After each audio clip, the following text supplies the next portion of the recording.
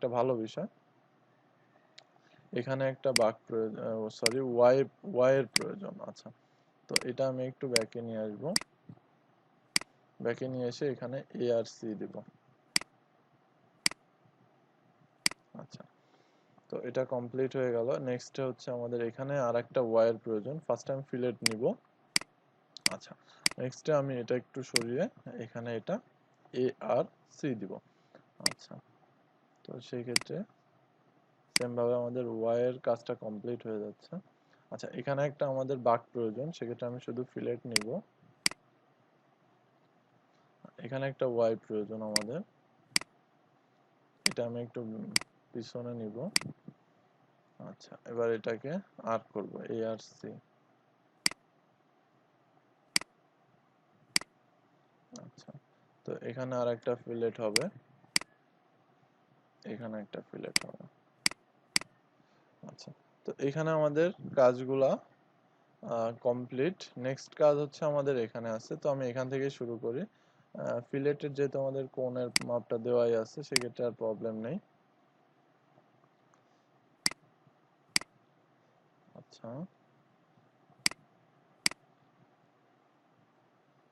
তো এইখানে আর একটা ওয়াই শেপ হবে। ফার্স্টে এটা, নেক্সট আচ্ছা এটা এ আর সি দিয়ে আমি, আচ্ছা, তো এই হলো আমাদের কাজগুলো কমপ্লিট হলো। এবার ফিটিংস এর কালারটা আমরা একটু চেঞ্জ করব। তো সেই ক্ষেত্রে আমাদের যে কাজটা করতে হবে, আমরা আর একটা লেয়ার নিয়ে নিব। তো এটার আমি নাম দিব ফিটিংস, FITTINGS, ফিটিংস। আচ্ছা, ফিটিংস এর যে কালারটা আমি দেব, ফিটিংস এর কালারটা আমি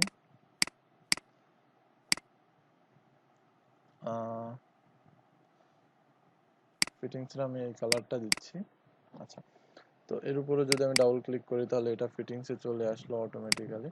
আচ্ছা, এখন আমাদের যে কাজটা করতে হবে সেটা হচ্ছে এগুলো ফিটিংস। তো সেই ক্ষেত্রে আমি ফিটিংসটা নিয়ে নিব, ফিটিংসে নিয়ে নিলাম। আর আমাদের একটা কাজ করা উচিত, সেটা হচ্ছে এইগুলার যে লাইন ওয়েটগুলো একটু বাড়ায় দেওয়া উচিত আমার মনে হয়। সেক্ষেত্রে আমাদের বুঝতে সুবিধা হবে, বা যে কেউ দেখলেই বুঝতে পারবে একটু, কারণ লাইনগুলো একটা লাইন তো, যার কারণে অনেক চিকন দেখাচ্ছে। আচ্ছা, তো আচ্ছা, এখান থেকে যদি আমি লাইন ওয়েটটা অন করি, সেক্ষেত্রে এটা মোটা দেখাবে। আচ্ছা, নেক্সট আছে এখানে, এটা হচ্ছে প্লাম্বিং ফিটিংসে যাবে। আমি এক কাজ করি, ম্যাচ করে দিই।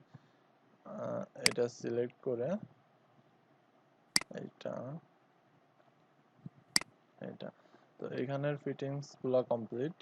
আচ্ছা, নেক্সট এখানে ফিটিংস আছে।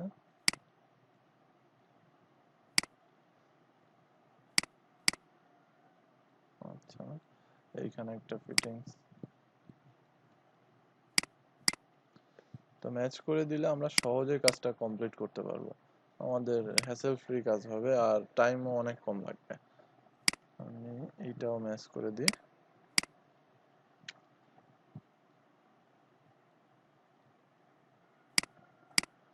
আচ্ছা, তাহলে প্রত্যেকটা আমাদের কাজ কমপ্লিট হয়ে গেছে। এবার হচ্ছে আমাদের যে আম, ব্যবহার্য যে পানিটা আছে, বা যে ব্যবহার্য লিকুইড বর্জ্যটা আছে, সেটা আমাদের নিয়ে যাওয়ার জন্য, বা সেটা নিষ্কাশনের জন্য আমাদের আরেকটা কাজ করতে হবে। তার জন্য আমাদের আরো কিছু পাইপের লেআউট করতে হবে, সেটা আমি আরেকটা নতুন লেয়ার নিয়ে করব। এটা আমি প্লাম্বিং P2 দিয়ে দিচ্ছি। আচ্ছা, P2 দিয়ে এখানে আমি কালারটা নিয়ে নিচ্ছি।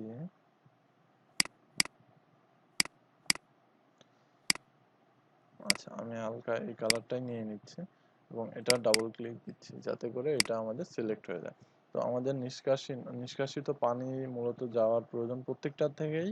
যেখান থেকে আমরা পানি ইউজ করব, সেই পানিগুলো আসলে ইউজ হয়ে এখান থেকে নিচ দিয়েই চলে যাবে। তো সেক্ষেত্রে আমাদের এটাই করতে হবে। আহ, এখানে আর একটা কাজ করতে হবে, P2। আচ্ছা, এটা সিলেক্ট করাই আছে, অর্থাৎ লাইন ওয়েটটা ঠিকঠাকই আছে। তো এখন আমাদের অবশ্যই খেয়াল রাখতে হবে, যাতে করে আমরা 90 ডিগ্রিতে প্রত্যেকটা পাইপ টানতে পারি, সেটা সবচেয়ে ভালো হয়। তো ফার্স্ট অফ অল আমরা যদি এইখান দিয়ে পাইপটা বের করি, কিংবা আমরা এখান থেকে পাইপটা শুরু করলাম, আর এইটার যে মিড কর্নার বরাবর এইখান দিয়ে আমাদের পরের পাইপটা আসবে। তো আমি অর্থটা একটু অন করে দিচ্ছি, এই হলো গেল।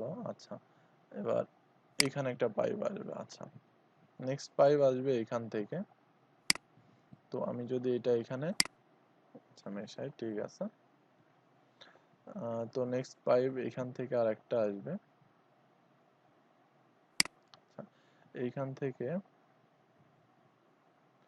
এই পাইপগুলো অবশ্যই কিন্তু ফ্লোরের নিচ দিয়ে হবে, আমরা যেন আবার ভুল না করি যে এগুলো আসলে কমোড কিংবা বাথটাবের উপর দিয়ে কেন যাচ্ছে। আসলে এই লাইনগুলো আমাদের ফ্লোরের নিচ থেকেই হবে।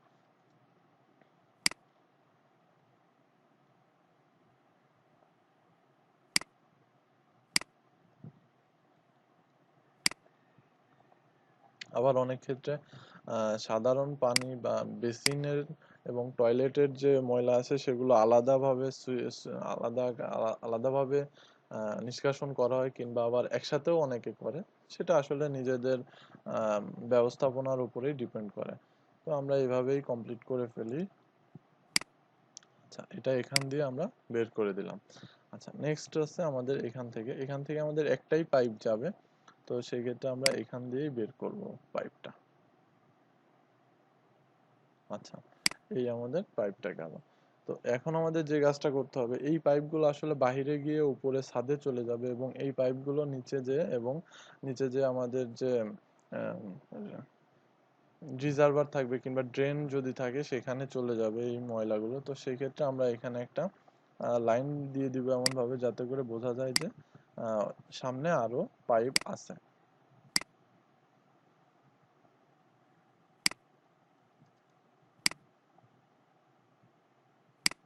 আচ্ছা, তো এটা দিয়ে দিলাম এখানে। নেক্সটে আমাদের এখানেও সেম ভাবে একটা দিতে হবে।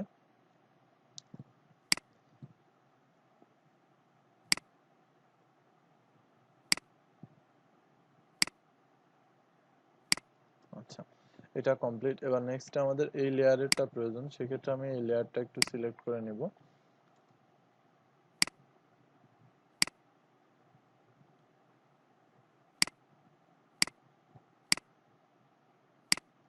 আচ্ছা, এটা ডান। এবার নেক্সটে আমাদের এইখানে,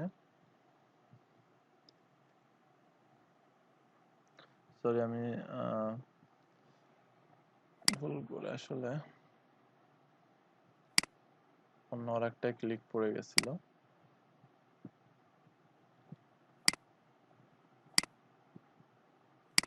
আচ্ছা, তো এইভাবে আমাদের মূলত যে প্লাম্বিং লেআউটটা আছে সেটা আমাদের কমপ্লিট হয়ে গেল। তো আমি এবার এখানে লিখে ফেলি প্লাম্বিং, তাহলে ফুলফিল হবে আমাদের কাজটা।